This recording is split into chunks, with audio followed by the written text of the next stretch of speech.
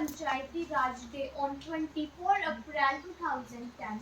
He mentioned that if a Panchayati Raj institution functioned properly and local participate in the development process.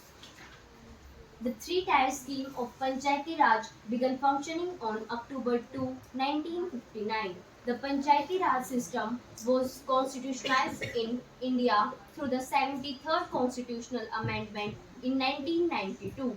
Panchayati Raj was first introduced in India on 2nd of October 1959 in Nagaur district of Rajasthan.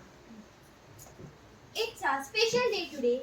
Everyone's rushing to get to the Gram Sabha. Do you know why? Because the Gram Sabha is holding its first meeting after the election of new Gram Panchayat. The Gram Sabha meeting begins with the Panchayat president, who is also called the Sarpanch, and the members of the Panchayat, the Panch. Now let's